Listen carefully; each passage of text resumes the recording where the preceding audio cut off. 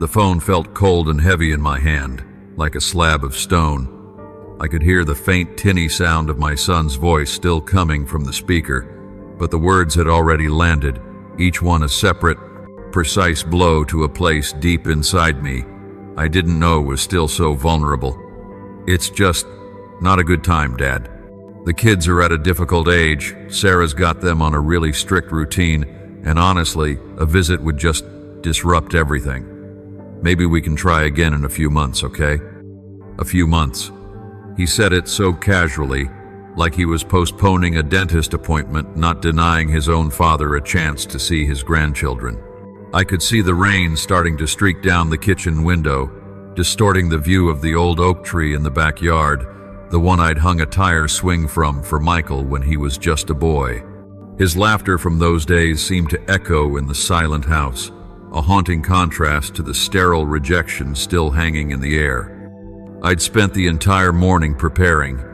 I'd baked chocolate chip cookies, Michael's favorite when he was little, and I figured his boys would love them too. I dug out old photo albums, my heart swelling with the hope of showing them pictures of their daddy building sandcastles at the beach, blowing out candles on his 10th birthday, wearing a baseball cap 2 sizes too big for his head. The suitcase was still by the front door, packed with a few days' worth of clothes and a couple of wrapped toys I'd painstakingly picked out. The train ticket to Hartford was booked and paid for. And with one phone call, it all just evaporated. The hope, the excitement, the simple, profound joy of anticipation. It left a hollow, aching silence in its wake. This wasn't the first time, of course. The excuses had been building for over a year now. First, it was the flu going around the preschool. Then it was a busy work period for Michael. Then it was a birthday party one of the boys was invited to. A string of plausible, reasonable-sounding cancellations that, individually, I could accept. But strung together, they formed a pattern, a deliberate wall being built between me and the 2 little boys whose laughter I desperately missed. I leaned against the kitchen counter, the cool laminate, a stark contrast to the heat of my frustration. Sarah, my daughter-in-law. I always had a sense about her, a subtle undercurrent of judgment that she never quite voiced but always let me feel. She came from a different world than ours, old money, country clubs, a sense of entitlement that was as natural to her as breathing. I think she saw me as a relic, a slightly embarrassing reminder of the simpler middle-class roots Michael came from.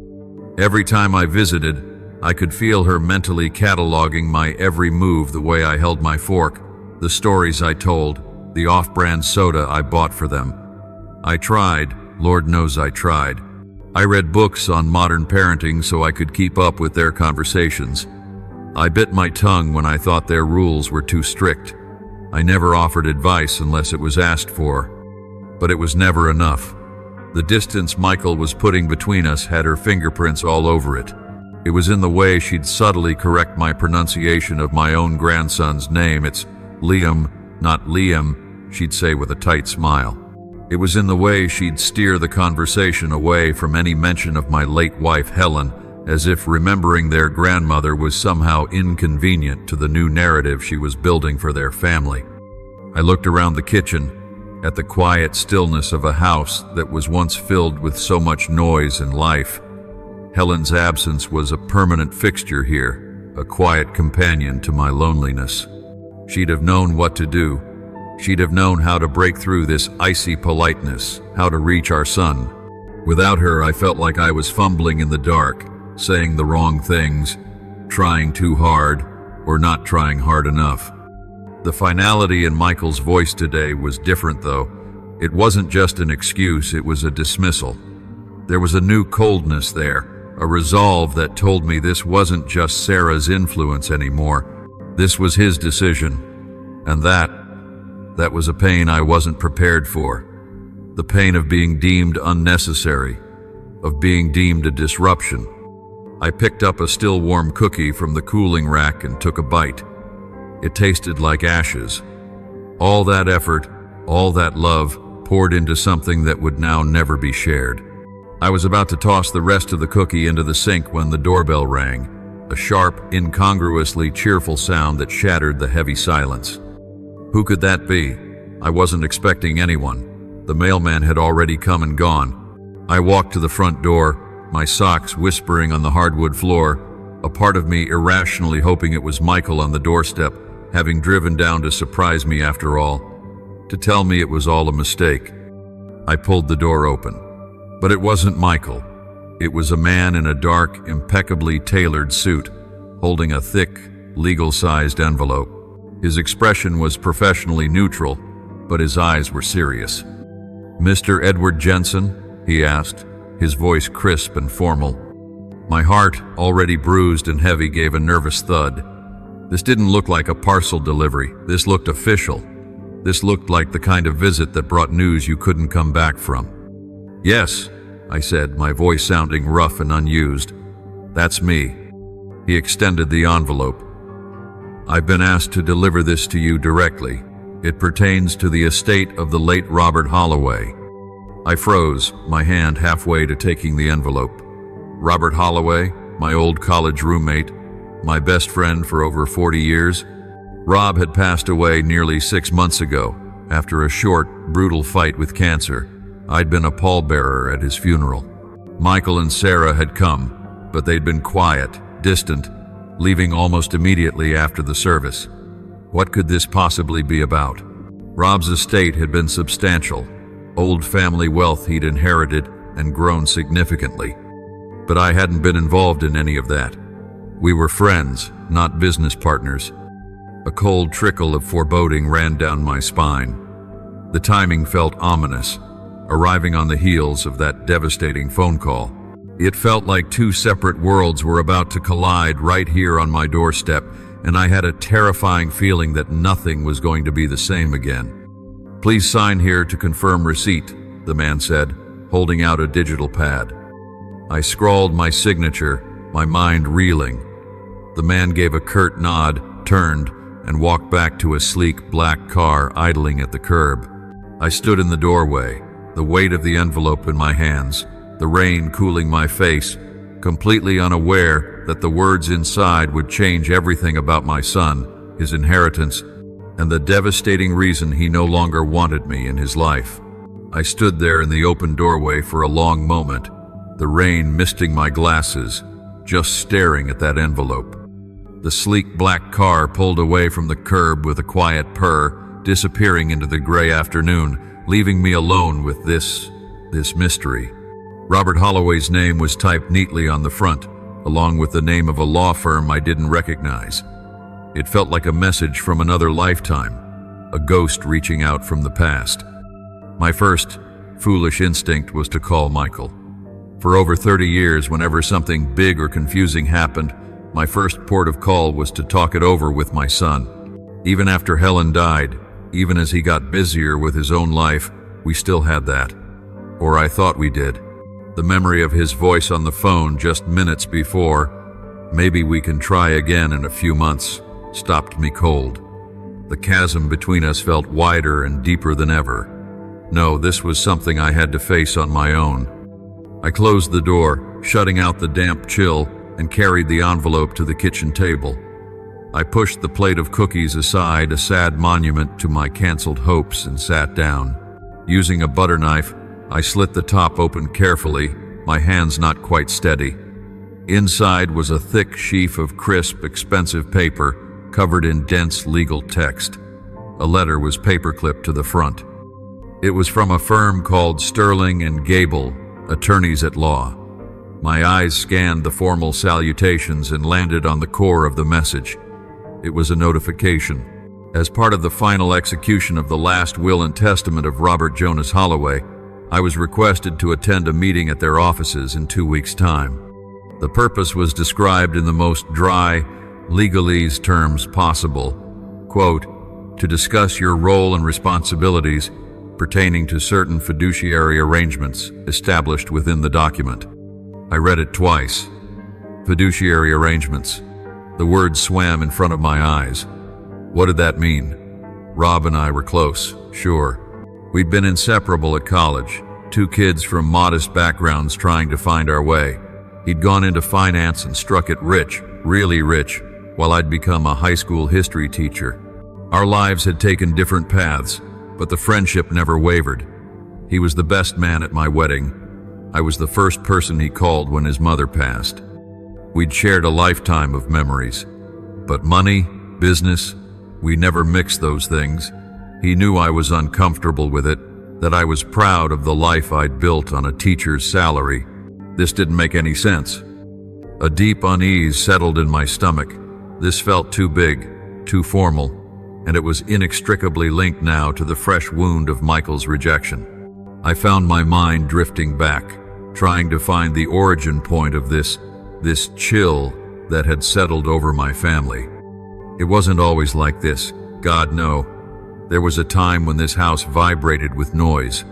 Michael's laughter echoing down the hall, the smell of Helen's meatloaf in the oven, the sound of a baseball game on the television.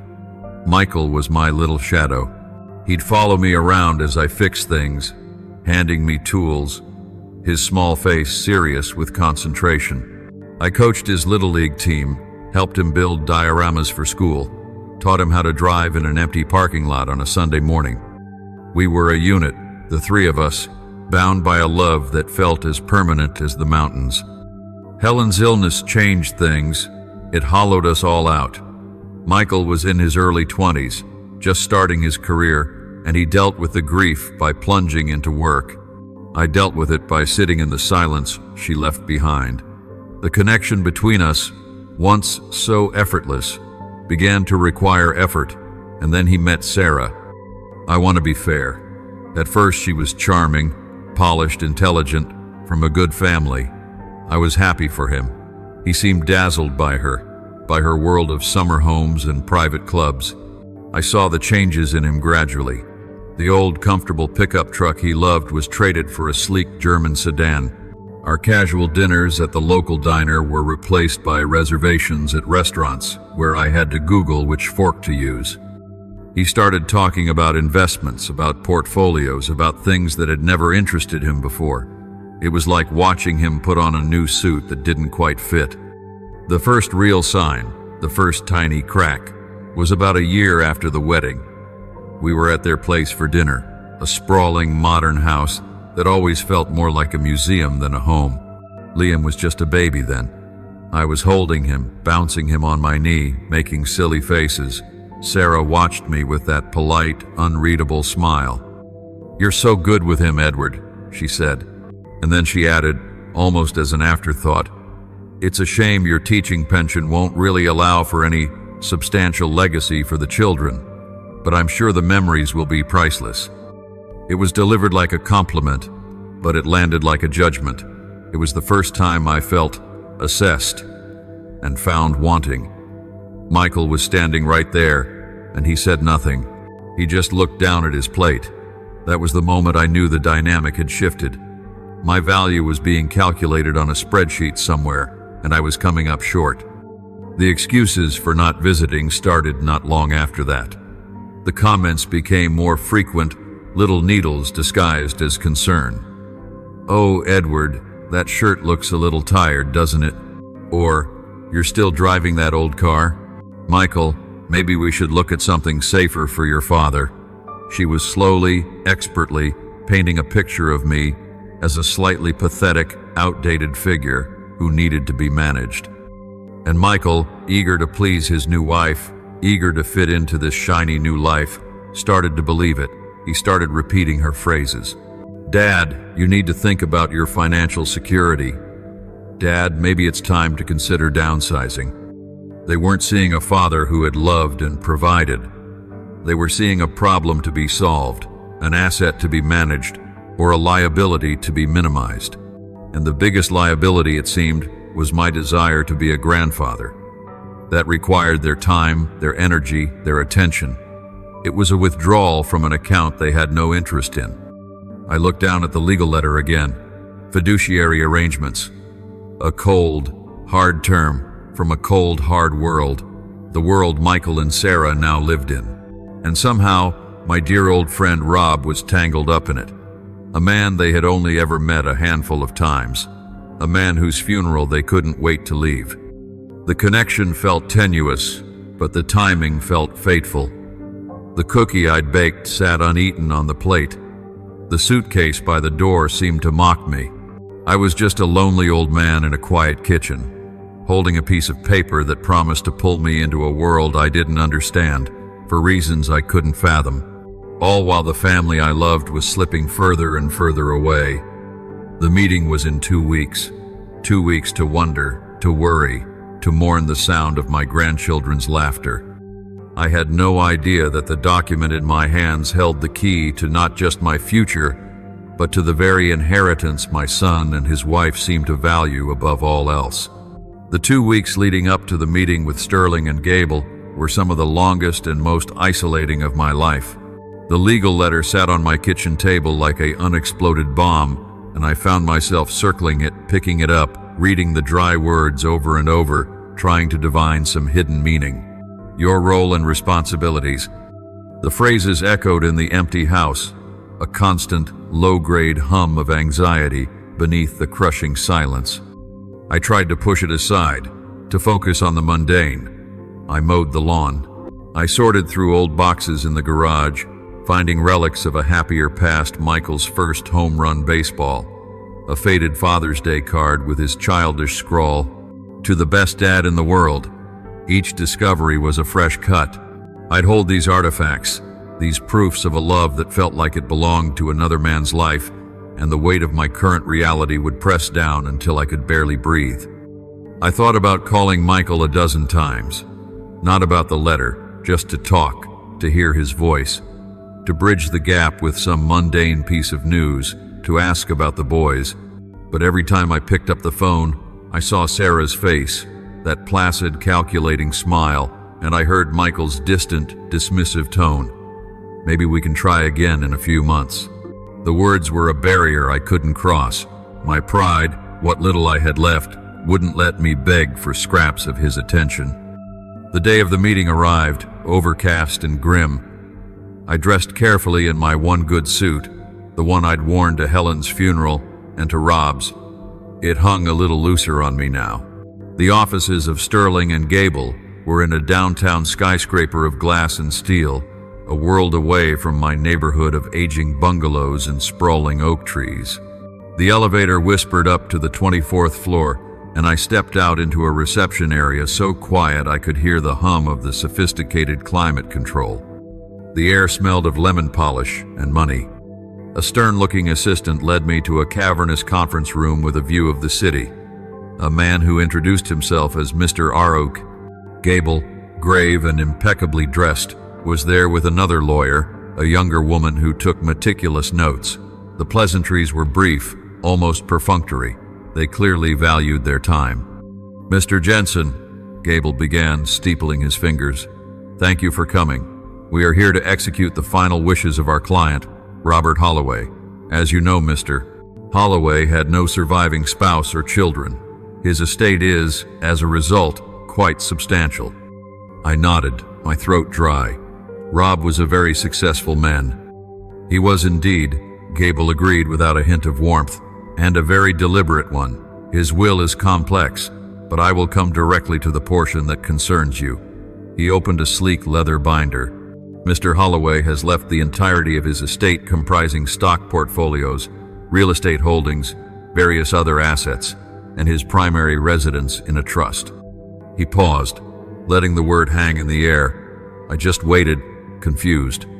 "The sole beneficiary of this trust," Gable continued, his eyes fixed on mine, "is your son, Michael Jensen." The air left my lungs in a quiet rush. Michael? My Michael? Rob had only met him a handful of times. Why on earth would he? And then it hit me. This had to be it. This was the reason. The distance, the coldness, the sudden focus on my finances, on downsizing. They knew. Somehow they knew about this inheritance. They were waiting for it. And I was the inconvenient father who might need supporting, who might have claims, who was a complication in their windfall. The pieces began to click into place with a sickening, brutal clarity. Gable must have seen the shock on my face. "However," he said, his voice cutting through my spiraling thoughts, "there is a condition, a significant one. I could barely form the word. Condition? Yes, the trust cannot be accessed, and the assets cannot be transferred to Mr. Michael Jensen until his 2 children, your grandchildren, reach the age of 25. I stared at him, utterly lost. I don't understand. The capital is to be held and managed, Gable explained as if he were reading from a textbook, to provide for the education and well-being of the children.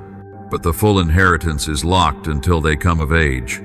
And during this period, the legal guardian of the trust, the sole executor with the power to make distributions and decisions regarding its management, is you, Mr. Jensen. The room tilted. The city outside the window seemed to blur into a smear of gray. The words echoed, but I couldn't make sense of them. Me, legal guardian, sole executor. Rob named me? I stammered. But why? He knew I'm not a financial man. He knew. Mr. Holloway was very specific, the younger lawyer said, speaking for the first time. Her voice was kinder. He stated that you were the most principled, trustworthy man he had ever known. He said you understood the value of family, not just the value of money. He wanted the children's future to be in hands he could trust implicitly. The irony was so devastating it was almost poetic. Rob, from beyond the grave, had looked at my son and his wife and seen what I had been refusing to see. He had seen the greed. He had installed me, the dismissed, unwanted grandfather, as the gatekeeper to the fortune they so clearly coveted. I left the office an hour later in a daze, clutching a thick folder of documents I didn't fully understand. The weight of it was immense. This wasn't just a responsibility, it was a weapon I had never asked for and didn't want. I drove home in silence, my mind reeling. I walked into my quiet, empty house, the suitcase from my canceled trip still by the door. I looked at it, and then I looked at the legal documents in my hand. A terrible, cold calm began to settle over me. The pain was still there, the betrayal was still a raw, open wound. But now it was joined by something else, a flicker of understanding, and with it, a resolve I hadn't felt in years. They thought they had stripped me of everything. My son's respect, my place in his family, access to my grandchildren. They thought I was just a sad old man, waiting to become a burden.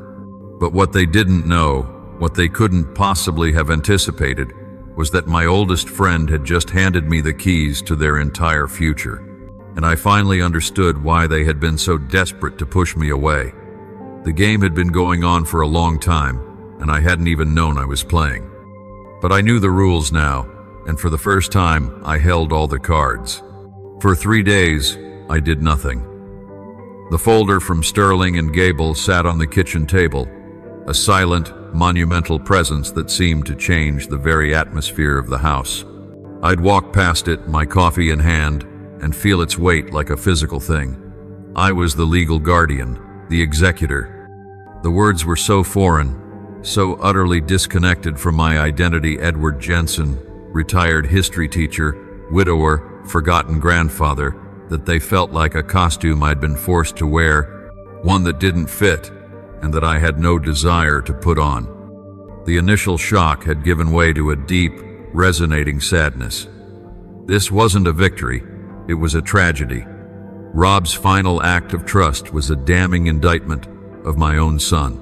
My friend had seen the man Michael was becoming, or perhaps the man Sarah was molding him into, and he had built a fortress around his money to protect it from them, to protect my own grandchildren from their parents' greed. The honor of it felt like a condemnation of everything I held dear. Part of me, the old part, the part that still remembered teaching a 6-year-old Michael how to tie his shoes, wanted to pick up the phone. I wanted to call him and say, "Michael, something incredible has happened.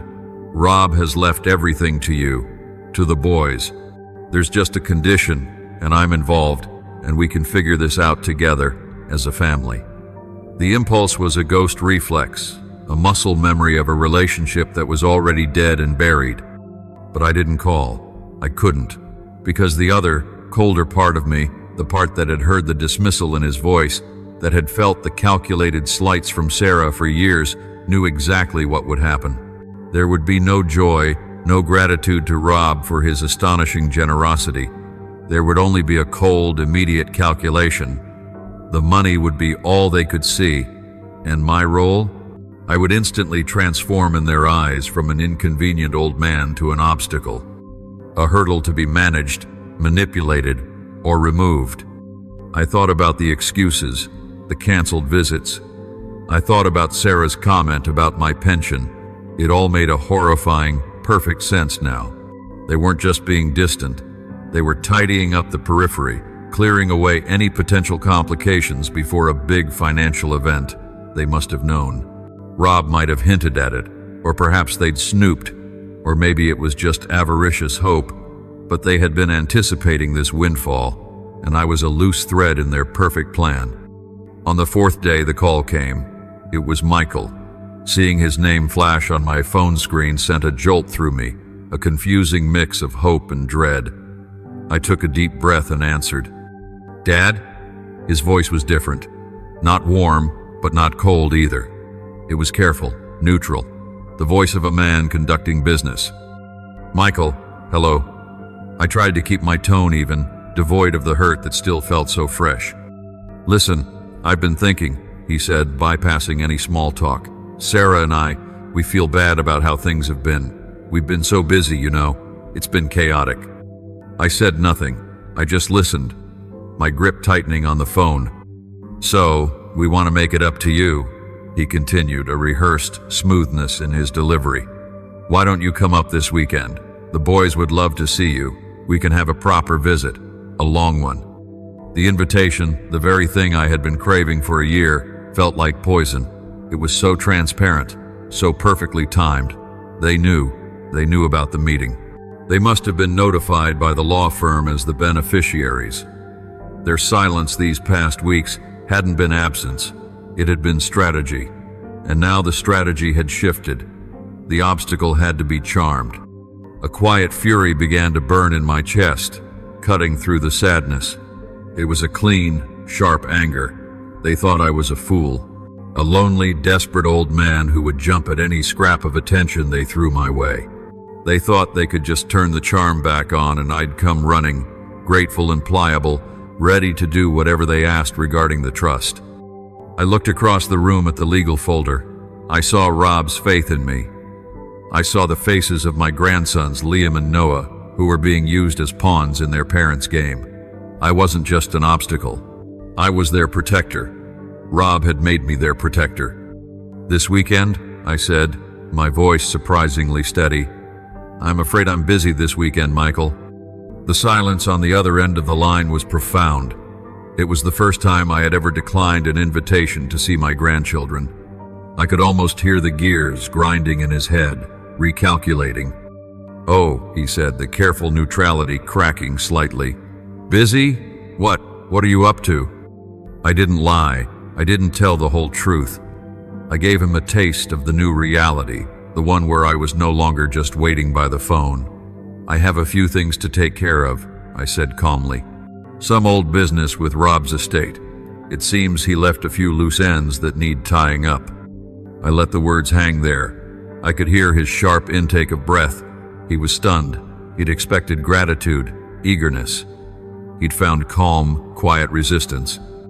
"Rob's estate," he repeated, his voice tight. "Yes, it's turning out to be quite complicated," I said, layering my words with a meaning I knew he would understand. "There are conditions, responsibilities. It's going to take a great deal of my attention for the foreseeable future, so I'll have to take a rain check on that visit." I was no longer the helpless victim absorbing the pain. I was the calm, unreadable executor of a will they desperately wanted to break. I had just thrown the first stone, not in anger, but in quiet, deliberate defiance. The line was quiet for so long I thought he'd hung up.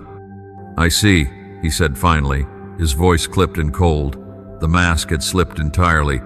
"Well, let us know when you're less busy." The call ended. I placed the phone down on the table, next to Rob's folder. My hand was trembling, but my resolve was solid. They thought they were playing a game of chess, moving me around the board. They didn't realize the board had just been flipped over. The game was different now, and for the first time, I was the one setting the rules. The silence after that phone call with Michael was louder than any argument could have been. It was a confirmation.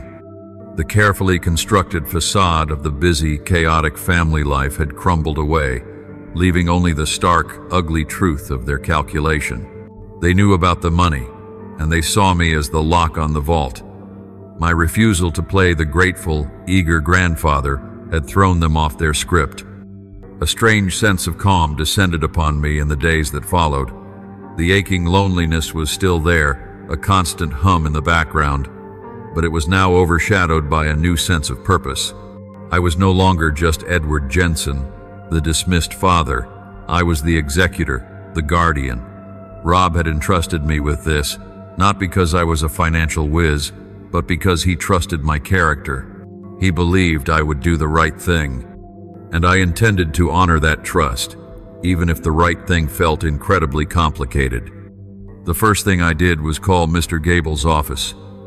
I asked for a recommendation for an independent financial advisor, someone who could help me understand the sheer scale of what I was managing. I was connected to a woman named Evelyn Reed, a sharp, no-nonsense advisor who spoke plainly and didn't condescend. Our first meeting was a revelation. "Mr. Jensen," she said, spreading charts and summaries across my kitchen table, pushing the cookie plate aside with a kind but efficient gesture. "The Holloway Trust isn't just substantial. It's life-changing generational wealth. Your primary role, as I understand it, is to ensure the capital grows responsibly and to authorize distributions for the health, education, and welfare of the grandchildren until they turn 25. She explained it in terms I could grasp. It wasn't about buying yachts. It was about funding college, orthodontia, summer programs, a reliable car for a teenager.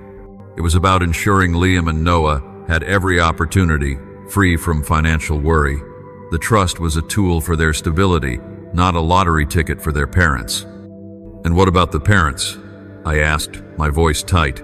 "What can they request?" Evelyn looked at me over her glasses. "They can make requests for anything related to the children's well-being. But you, as the guardian, have sole discretion to approve or deny them. The law firm disperses the funds based on your signed authorization, not theirs." The power of it was immense, and it settled on my shoulders not as a thrill, but as a profound weight. I wasn't just holding their inheritance, I was holding their childhood, and I needed to protect it from the very people who should have been its natural guardians. I began to prepare, quietly, methodically. I met with Evelyn every week, learning about asset allocation and fiduciary duty. I bought a new, secure filing cabinet for the office that had once been Helen's sewing room. I started keeping a journal, a simple lined notebook where I documented every thought, every potential future expense, every conversation pertaining to the trust. If this ever came to a legal head, I would be able to show that every decision I made was deliberate, considered, and in the best interests of the children. I also started saying no, not to everything, but to the old patterns.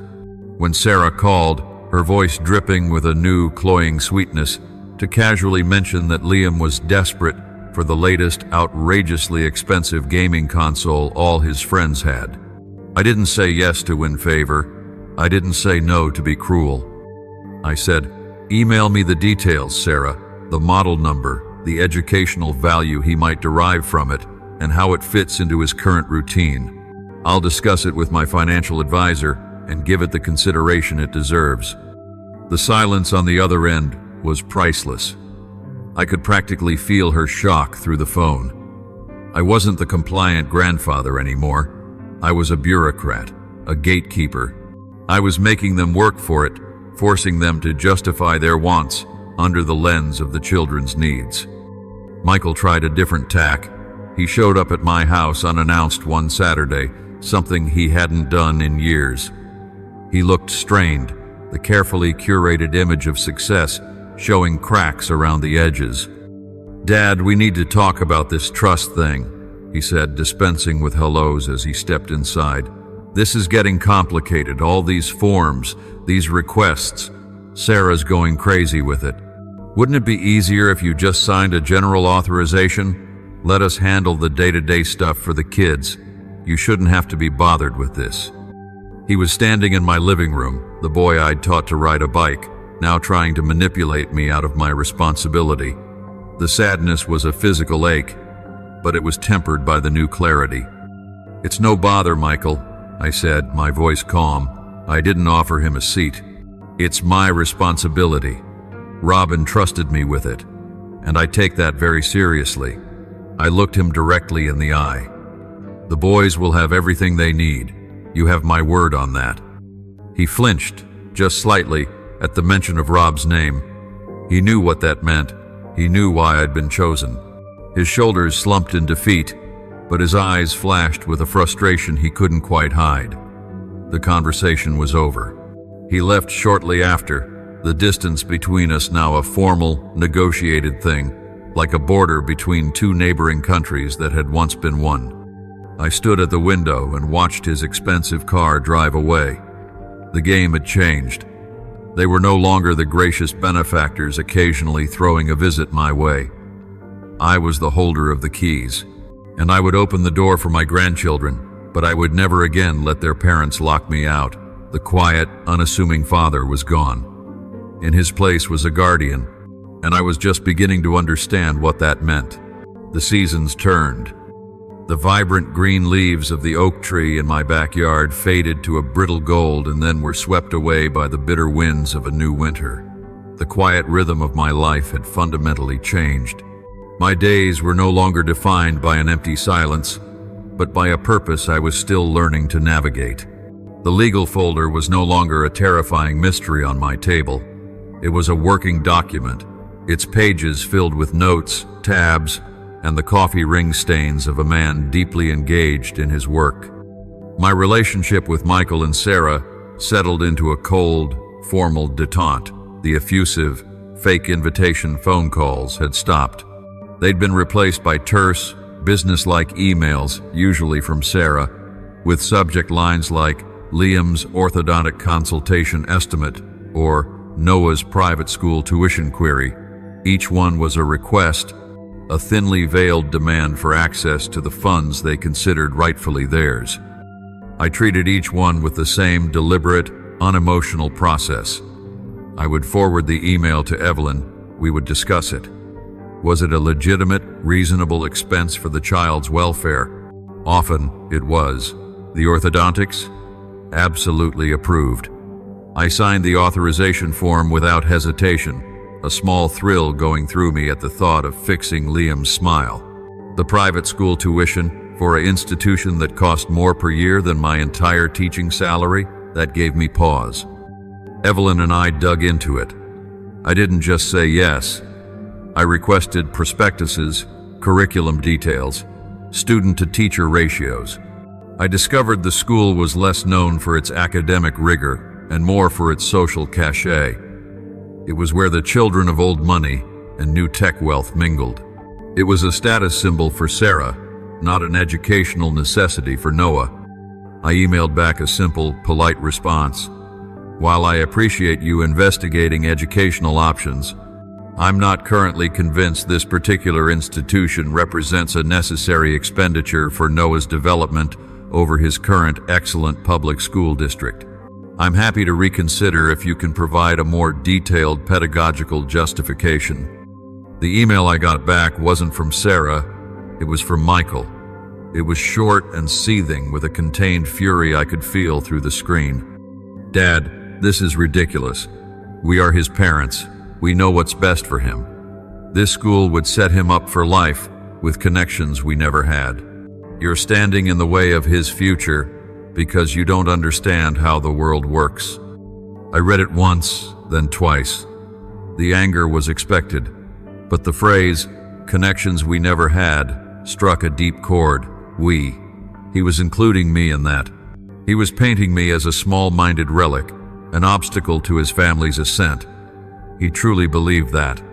He had fully absorbed Sarah's worldview, where value was measured in networks and net worth. I didn't respond in anger. I didn't respond at all for 2 days. I let him stew, let him feel the powerlessness I had felt for so long. When I did reply, it was copied to both of them, and I kept my tone impeccably, infuriatingly neutral. Michael, Sarah, I understand your frustration. My duty, however, is not to provide social connections, but to ensure the trust's assets are used responsibly for the children's direct benefit, as defined by the law. The public school is highly rated. If you wish to pursue private education, please provide evidence of its specific superior educational value for Noah. I am open to being convinced. It was a wall, a polite, unassailable wall built from the very legal language they worshipped. They couldn't argue with it without revealing their true motives. The silence from their end was louder than any outburst. The cracks were beginning to show. The pressure was getting to them. I heard it through the grapevine, from an old family friend who still occasionally saw them at community events.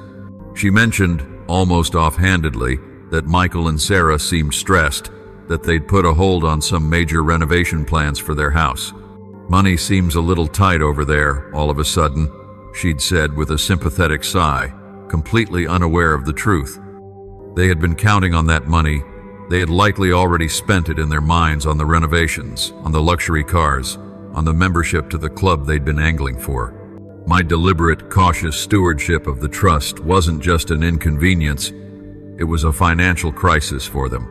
Their golden ticket was in the hands of the one person they had written off, and he was refusing to punch it. I allowed myself a small, grim smile that night, sitting in my armchair with a book I wasn't really reading. The hunter had indeed become the prey. They were trapped in a gilded cage of their own making, staring at the wealth they so desperately wanted, separated from it by the transparent, unbreakable glass of my guardianship. And they were starting to realize that the quiet, unassuming man on the other side of that glass wasn't going to just open the door. He was going to make them explain, in detail, why they deserved the key, and that was a language they were finding they couldn't speak. The first real blow fell on a Tuesday. It was a bleak, sleety afternoon, the kind of day that feels like it will never end. I was in the home office, now properly set up with Evelyn's help, reviewing a statement for a bond fund within the trust. The house was quiet, filled only with the soft tick of the grandfather clock in the hall and the patter of freezing rain against the window. The doorbell rang sharp and insistent. It wasn't the cheerful chime of a neighbor stopping by. This was official. I felt a familiar knot of anxiety tighten in my stomach, the old fear of bad news. But as I walked to the door, a new feeling surfaced, a cold, steadying resolve. I was no longer just waiting for life to happen to me. I opened the door to find a courier, this one in a less formal uniform than the first, holding a thick cardboard envelope. "Edward Jensen?" he asked, his breath misting in the cold air. "Yes. Sign here." I did. He handed me the envelope and left. I closed the door against the winter chill and looked at the return address. It was from a law firm, not Sterling and Gable. This one was called Fletcher and Boone. My heart began to hammer against my ribs. This was it, the counterattack. I took it to the kitchen table, my hands steady now. This was no longer a surprise. It was an expected move in a game whose rules I was finally understanding. I sliced open the envelope. Inside was a formal letter, crisp and threatening. The language was dense, legalese, designed to intimidate, but the message was brutally clear. It was a petition. Michael and Sarah, represented by Fletcher and Boone, were petitioning the court to have me removed as the guardian of the trust. The grounds? Alleged gross incompetence and a clear conflict of interest detrimental to the welfare of the minor beneficiaries. I read the words, and a cold, clean anger washed through me, burning away the last remnants of sadness, gross incompetence. They cited my career as a history teacher, implying I lacked the sophistication to manage a complex estate. Conflict of interest. They claimed my lingering resentment over our strained relationship was clouding my judgment, causing me to withhold funds out of spite, to the direct detriment of my own grandchildren. They had taken the very essence of who I was, a dedicated teacher, a hurt father, and twisted it into a weapon to use against me. They were trying to paint me as a bitter, vengeful old man, too simple and too emotional to be trusted with the money. They were going for the jugular. For a long moment, I just sat there, the paper trembling slightly in my hand. The audacity of it was breathtaking. The cruelty of it was clarifying. It severed the final, fragile thread of hope I'd somehow still clung to. There would be no reconciliation. This was war. I didn't panic. I didn't cry. I picked up the phone and I called Evelyn. Then I called Mr. Gable at Sterling & Gable. Their responses were immediate and fierce. Gable's voice, usually so dry and emotionless, was sharp with contempt. "This is a frivolous, predatory action, Mr. Jensen. It's a common tactic when beneficiaries grow impatient. They are attempting to bully you into capitulation. We will respond with overwhelming force." Evelyn was calmer, but no less determined. "They've made a strategic error, Edward. They've attacked your character. Now we get to show the court exactly who you are and precisely who they are." The response was drafted within days. It wasn't just a legal rebuttal, it was a masterpiece of destruction. Gable's team systematically dismantled their petition line by line. They attached Evelyn's reports, showcasing my diligent conservative management of the trust. They highlighted the approvals I'd granted for orthodontics, summer camps, new computers, all the legitimate expenses. And then they went further. They included a counter motion, requesting the court mandate all future requests from the beneficiaries go through formal, documented channels to prevent frivolous and harassing claims. They were turning Michael and Sarah's own weapon against them. But the real stroke of genius came from me. I brought my journal to Gable, the simple, lined notebook where I had documented everything. My thoughts on the private school, my concerns about their values, my hopes for Liam and Noah's future. It wasn't a legal document, it was a diary of a grandfather's care. It showed deliberation, compassion, and a deep sense of duty. It was the absolute antithesis of the bitter, incompetent man they were trying to portray. The day our response was filed, I did something I hadn't done in a long time. I called Michael. He answered on the first ring, his voice tense, expecting surrender. I didn't give him the chance to speak. My voice was calm, flat, and carried the full weight of the authority Rob had bestowed upon me. "Michael," I said, "your petition arrived. My lawyers have responded. You and Sarah are going to want to read it very, very carefully." I could hear his breath catch. "Dad, listen, we just think this is all getting out of hand. We just want what's best for the boys." "No," I cut him off, the word final and absolute. "You want what's best for you. You thought you could scare me. You thought I would just fold. You underestimated me. You underestimated Rob's choice. That was your first mistake." The silence on the other end was total. I could feel his shock, his dawning realization that the quiet, pliable father was gone forever. "Your second mistake," I continued, my voice dropping to little more than a whisper, yet every word razor sharp, was putting it in writing. "Now the court gets to see exactly what kind of parents you are. Now the court gets to see the truth." I ended the call. I didn't slam the phone down. I placed it gently on the receiver. Outside, the sleet had turned to a light, powdery snow, beginning to blanket the world in a clean, silent white. The first strike had been theirs. But the first real wound? That was mine. And I knew with a certainty that settled deep in my bones that it would not be the last. The snow fell for 2 days, burying the world in a deep, muffling silence that perfectly mirrored the quiet that had fallen between me and my son. There was no response to my call. No angry email, no desperate plea, no further legal missive. The silence from their end was absolute and, I suspected, panicked.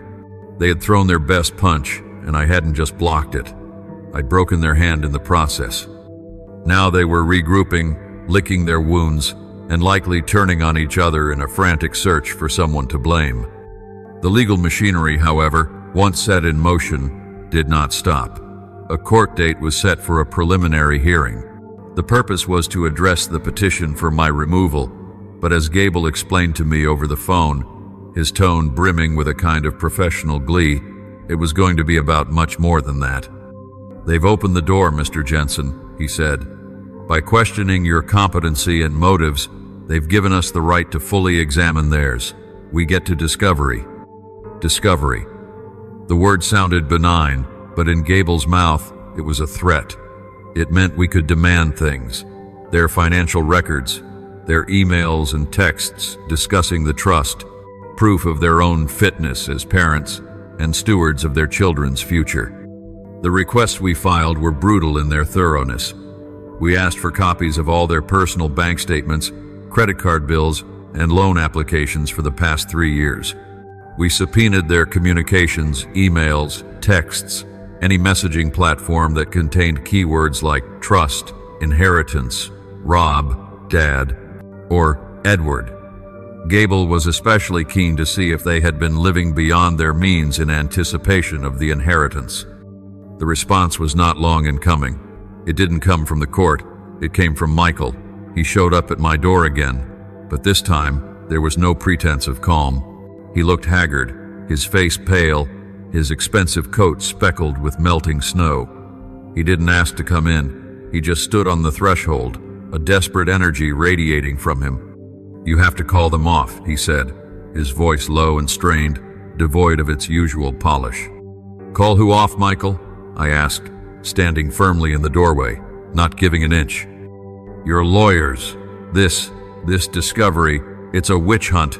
It's an invasion of our privacy." "It's the legal process you initiated," I replied calmly. "You questioned my fitness. Now the court gets to determine everyone's fitness. It's only fair."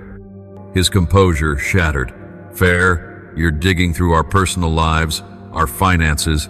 This is because of Sarah, isn't it? This is your way of getting back at her." He was trying to redirect, to make it about a personal grudge, just as they'd claimed in their petition.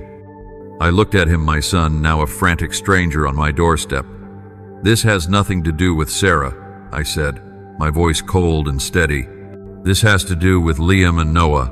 You tried to have me declared unfit to protect their future. I'm simply making sure the court has all the information it needs to see who is truly fit for that role." The color drained completely from his face. He understood the implication. This wasn't just about keeping me as guardian. This was a threat to their own parental authority. If we could prove they were financially reckless, that their motives were purely avaricious, the court could impose even stricter controls. We could potentially petition for oversight on how they spent their own money on the children, not just the trusts. "You wouldn't," he whispered, his eyes wide with a kind of horror. "I am their grandfather," I said, the words heavy with a meaning he had long forgotten. "And I am their guardian. It is my duty to protect them from anyone." He took a step back, as if physically pushed. The wind whipped snow across the porch between us. In that moment, I saw the boy he had been, scared and unsure, and I felt a pang of grief so sharp it took my breath away. But it was quickly overshadowed by the image of the man he'd become, greedy, manipulative, and willing to destroy his own father to get what he wanted. "You've taken everything else," he said, his voice cracking with a mix of self-pity and rage. "What more do you want?" I looked past him, at the quiet, snowy street, at the world he and Sarah were so desperate to buy their way into. "I didn't take anything, Michael," I said softly. "You gave it away. You gave it all away for this." I closed the door slowly, leaving him standing alone in the cold. I didn't lock it. The click of the latch was punctuation enough. Through the window, I watched him stand there for a full minute, a statue of defeat, before he turned and trudged back to his car. He was wrong. I hadn't taken everything back yet, but I had taken back the power. I had taken back my voice. I had taken back the narrative they had written for me, the feeble, outdated burden. They were now reacting to me. Their luxury was now their prison. Their greed was their own trap, and I held the key, not to let them out, but to ensure the lock was forever beyond their reach. The house they coveted, the cars, the status it was, all just gilding on a cage they had built for themselves the moment they decided their love for me had a price. The preliminary hearing was never about a verdict. It was about theater. A stark, brightly lit stage in a wood-paneled courtroom where the carefully constructed facades of my son and his wife were to be dismantled, piece by piece, for a judge to see. Mr. Gable had prepared me for this. "We won't be presenting our full case today, Edward," he'd said, his eyes sharp behind his glasses. "Today is about showing the judge that their petition is not only without merit, but is being brought in bad faith. Today is about establishing pattern." I wore my one good suit. I sat beside Gable at the plaintiff's table, my back straight, my hands folded on the table in front of me. I did not look back at Michael and Sarah, who sat with their lawyer at the opposite table. I could feel their presence, though, a cold, tense radiation of anxiety and fury. Their lawyer, a man named Fisk from Fletcher and Boone, went first. He was slick, polished, and tried to paint the picture they had constructed. The emotionally fragile, financially incompetent father, stewarding a fortune he couldn't comprehend, making decisions based on petty resentment. He used words like stubborn, unreasonable, and out of touch. It was a performance, and for a few minutes, it sounded almost plausible. Then it was Gable's turn. He rose slowly, adjusted his cufflinks, and approached the bench. He was the antithesis of Fisk, quiet, methodical, and deadly. "Your Honor," he began, his voice resonating in the quiet room, "this petition is not about the welfare of the children. It is about the impatience of the beneficiaries. It is about their desire to access a fortune without the oversight that the testator, in his profound wisdom, deliberately put in place." He then began to lay out our evidence, not with dramatic flair, but with the crushing weight of documentation. He presented the journal. He read aloud my entries about the private school, my careful weighing of its social value versus its educational merit. He showed the court the emails from Sarah. Each request for funds met with my polite, reasoned requests for more information. "This is not the record of a bitter or incompetent man," Gable stated flatly. "This is the record of a diligent fiduciary doing his duty." Then he shifted. "The petitioners, however, have shown a pattern of behavior that speaks to their own motives." He introduced their financial records, obtained through discovery.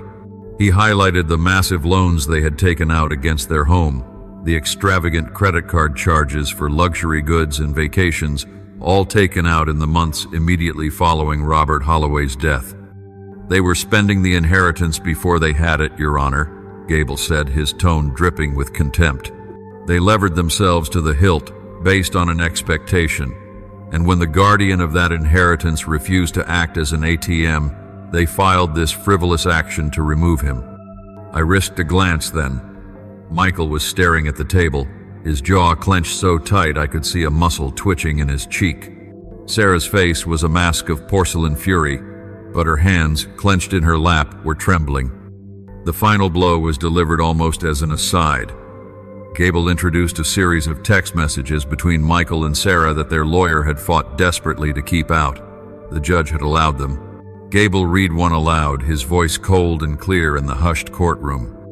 It was from Sarah to Michael, dated just a week after Rob's funeral. "We need to start easing him out. He'll just be a problem when the money comes. He'll want to say. You need to make him understand he's not part of the new picture." The air left the room. There was no sound, not even the rustle of paper. That single text, so casual, so cruel, laid bare the entire sordid conspiracy. It had nothing to do with my competence. It was about my removal, permanently. Michael looked like he'd been physically struck. Sarah had gone from porcelain to chalk white. The socialite veneer was gone, replaced by the raw, ugly truth of her calculation. Their own words, their own casual cruelty, had been entered into the official record. The judge, a stern-faced woman who had listened in silence the entire time, finally spoke. She didn't even look at Fisk. She looked directly at Michael and Sarah, her gaze icy. "This petition is dismissed," she said, her voice ringing with finality. "In fact, I am considering sanctions against the petitioners for bringing an action that appears to be not only without merit but in bad faith. The court does not look kindly on attempts to misuse its process to circumvent a testator's clear wishes." She then turned her gaze to me. "Mr. Jensen, the court is satisfied with your stewardship. You will remain as guardian. Furthermore, given the evidence presented here today, I am mandating that all future distributions from the trust require pre-approval from this court upon your recommendation. This is to ensure the beneficiaries' energies are focused on the children's welfare and not on further frivolous litigation." It was over. Gable gathered his papers with a satisfied little nod. I stood up, my legs feeling weak. I still did not look at them. But as we turned to leave, I couldn't avoid it. We passed their table. Michael was slumped in his chair, a broken man, staring into the abyss of his own making. Sarah was frantically whispering to their ashen-faced lawyer, her voice a desperate, hissed panic. Our eyes met for a split second. Hers were wide with a toxic mix of humiliation and pure, undiluted hatred. The mask was not just cracked, it was shattered on the courtroom floor, trampled by the weight of her own greed. The society pages, the country club gossips, her entire world it would all know by tomorrow. They were exposed, they were humiliated, they were bankrupt in every way that mattered. I walked out of the courtroom, the buzz of the overhead lights fading behind me. There was no victory in it, only a hollow, echoing sadness. They had sought to destroy me publicly, and in their attempt, they had orchestrated their own complete and utter ruin. The money was still there, but it was further away than ever.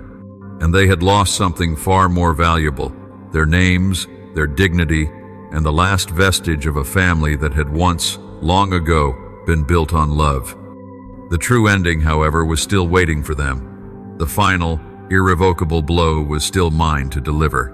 The silence after the hearing was absolute. The slamming of a gavel, the rustle of robes, the hissed arguments, it all faded into a void. The ride home from the courthouse with Mr. Gable was quiet. He offered a few words of professional satisfaction, but he sensed the storm of emotion brewing beneath my calm exterior and left me to it. He was a good lawyer. He knew the battle was won, but he also knew the war had left its scars on the victor as well. I returned to my house. It was still the same. The old oak tree, the comfortable worn armchair, the quiet hum of the refrigerator, but I was not the same man who had left that morning. The courtroom had been a crucible, and it had burned away the last of my hope, the last of my grief, leaving behind something cold, clear, and hardened. I didn't celebrate. I didn't call anyone.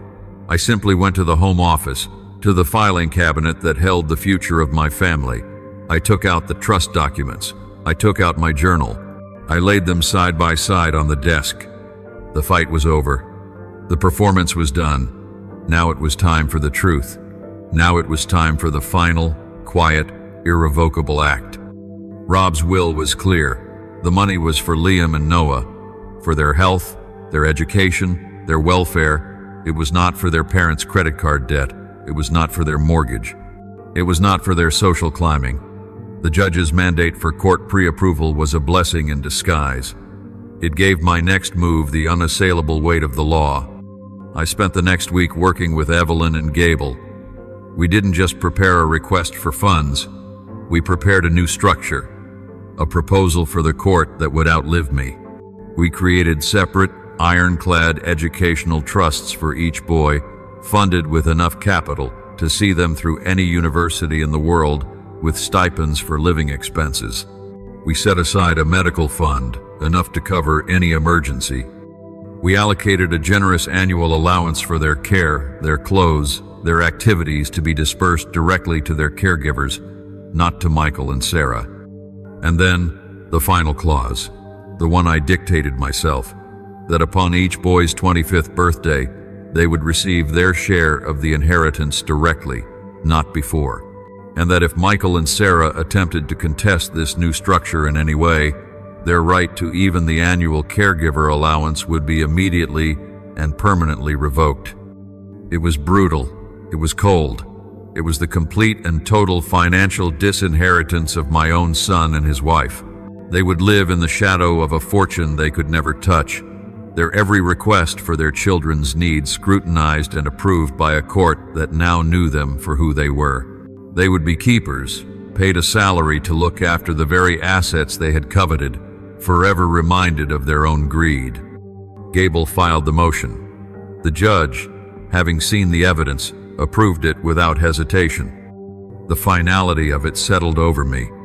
There was no phone call this time, no confrontation. A packet of documents was delivered to their door, outlining the new reality. There was nothing for them to say.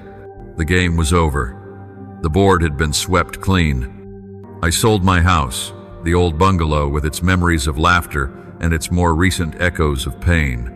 I used a small fraction of the trust's funds, a distribution I approved for myself, as a relocation expense for the guardian to better oversee the trust's interests, to buy a comfortable condo near Evelyn's office. A fresh start. One afternoon, a few weeks after I'd moved, I was unpacking a box. I found the old photo album I'd pulled out the day Michael had first disinvited me. I sat on the floor and opened it. There was Michael, age 7, gap-toothed and grinning, holding a fish he'd caught. There was Helen, her head thrown back in laughter. There I was, with my arm around them both. I felt the ache, but it was a clean ache now. The poison had been drawn.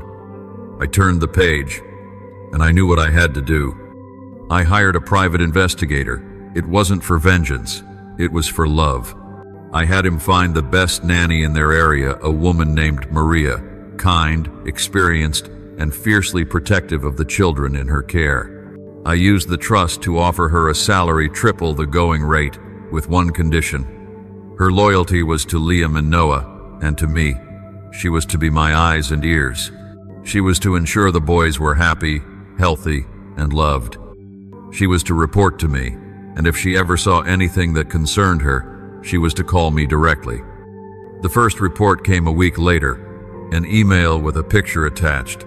It was Liam, sitting at a kitchen table, a smear of chocolate on his cheek, grinning as he showed off a drawing.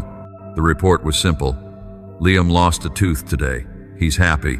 Noah is taking his first steps. The house is very quiet. I printed the picture. I put it on my new refrigerator. It wasn't the relationship I had dreamed of. I would never coach their Little League games or push them on the tire swing, but it was something. It was a thread, a connection they could never sever. They thought wealth could buy them power, that cruelty could secure their place. But in the end, it wasn't money or schemes that decided their fate. It was the simple truth that no house built on betrayal can stand. I had protected my grandchildren's future. I had honored my friends' trust. And as their parents' empire of greed crumbled into dust around them, I finally walked away, not with a victory, but with a peace that had been hard won. I was their grandfather. And from a distance, silently, I would make sure they were loved.